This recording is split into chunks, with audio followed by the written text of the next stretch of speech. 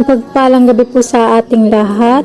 Tayo po ay magbabahagi ng ating devotion sa araw na ito sa Genesis chapter 23 verse 1 to 4. Sabi po dito, nabuhay si Sarah ng 127 taon. Namatay siya sa lungsod ng Abra na tinatawag ding Hebron sa lupain ng Kanaan. Ito'y labis na ikinalulungkot ni Abraham. Sandaling iniwan ni Abraham ang bangkay at nakipag-usap sa mga Hityo. Pakiusap niya, ako isang dayuhan at nakikitira lamang sa iyong lupain. Kung maaari, pagbilhan ninyo ako ng lupang mapaglilibingan sa aking asawa. Amen po. Genesis chapter 23 verse 5 to 6. Sumagot ang mga Heteo, kinikilala na ka naming isang dakilang pinuno. Pumili ka na ng lugar na gusto mo para paglibingan sa iyong asawa.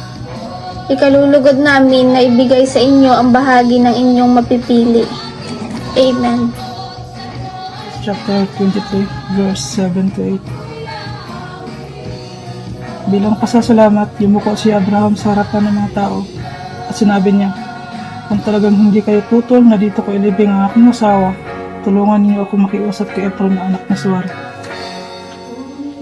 Magandang hapon sa ating lahat. Ang aking babasahin ay mula sa libro ni Genesis chapter 23 verses 9 to 11. Nais kong saksihan ninyo ang pagbili ko sa yungib na nasa tabi ng kanyang lupain sa Macpela upang ito'y gawing libingan. Babayaran ko siya sa hustong halaga. Nagkataong si Efron ay kasama ng nagkakatipong mga Heteo sa may pintuan ng lungsod.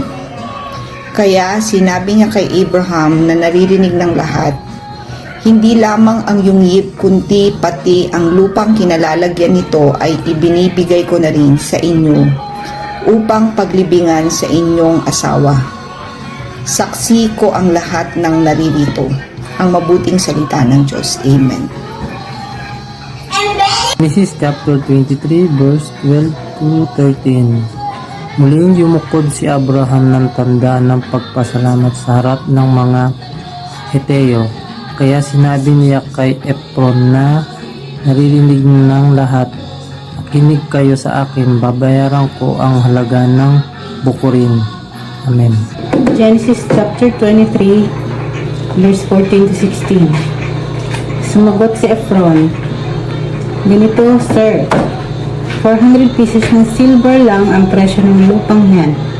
Magkano lang naman yun? Ilibing mo na doon ang asawa mo. Tinanggap ni Abraham ang alok at binayaran niya sa harap ng mga taong yung presyong sinabi ni Efron. 400 na piraso ng silver. Ayon sa standard na presyuhan na ginagamit ng mga negosyante noon. Amen. Pagpalang araw pa din. Basahin ko ay ang Genesis chapter 23 verse 17 to 18. In the field of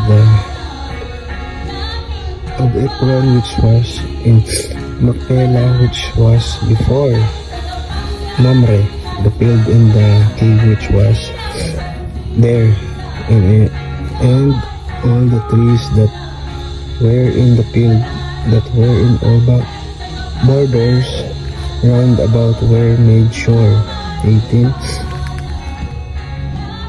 Unto Abraham for a possession in the presence of the children of Het, for all that went in at the gate of his city. Thank you po. God bless po everyone.